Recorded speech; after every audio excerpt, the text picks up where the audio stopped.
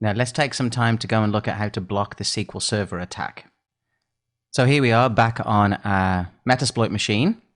And if you remember correctly, what we did last time is we used an auxiliary scanner, and it was a MS SQL ping. So let's take a look at the options for this one. If you remember correctly, it just requires a password and an R host, and then we can modify the settings as needed. So let's just set our R host to the SQL Server address, 1.72, and then we'll just set the password to be something random like password. Okay, let me just clear that so we can run it, and I'll click run. Now, of course, notice what happens. It instantly hits the box, it does a quick scan, and comes back and says the server name, the instance, the version, the TCP port, and everything else that it's using. Now, of course, remember we went through a whole series of using enum and login and those different things. Now, how do we stop this from happening? Because remember that when we used Nmap, Nmap also showed that 1433 was launched. So let's go from here to our SQL Server machine. So here we are on the SQL Server.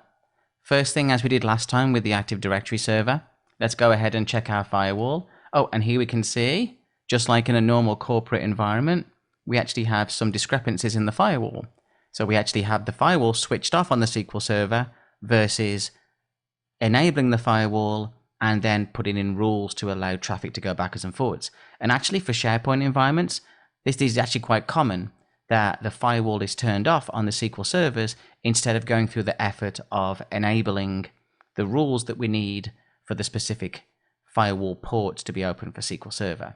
Now we can enable this one, we'll just leave it as it is for now, but we can actually go back and say, hey, let's turn that on, and that would block the ability for us to upload or perhaps a ping response or any number of things. Nmap would hit the box and then just fail those responses back. Now let's go back and look at the services on the machine. So if I go to the services snap-in, and if we scroll down to SQL Server, you'll see that we have some services running.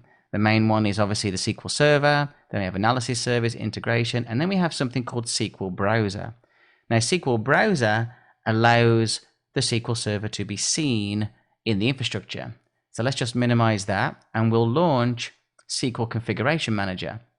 Now when SQL Server is installed, let's say we're running SQL 2014, this service, the SQL Server Browser service, is actually set to manual or disabled by default in the install.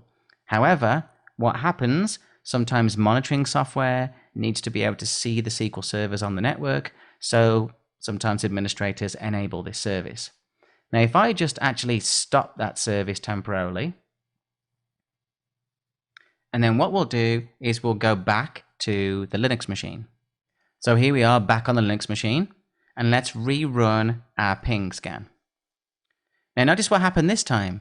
It scanned the host, it was 100% complete, the auxiliary module completed, but nothing came back. So there was no response from the SQL Server. So right in the beginning, if we had enabled the firewall, we probably wouldn't have found 1433. However, it may have been open because when you install it, we probably would have enabled the SQL Server rules to allow 1433 and 1434 to go backwards and forwards.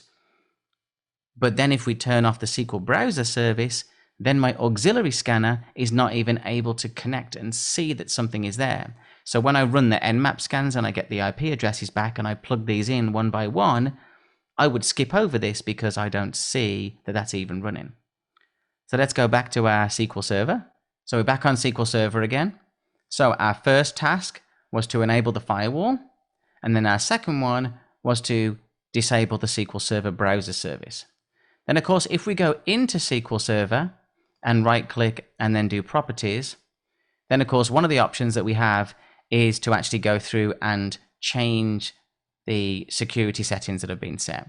So right now, for example, my environment is using SQL Server and Windows Authentication Mode. Windows Authentication Mode on its own tends to be a lot more secure because we don't have an SA account lying about, which means that some of those modules don't actually run because they're expecting an SA account to work. Of course, you can run it with SQL Server and have a different account, but that is rule number 3. is to go in, just like in the Active Directory, and any accounts that we don't need to use. So for example, take the SA account here. I can right click on it. I can go to properties, and then inside there, I'm able to go through and set various options. I can go to status and I can say disabled and then deny permissions. So I could go through and set other accounts that would be used. But the best rule of thumb here is to use Windows accounts instead of SQL Server accounts for authentication.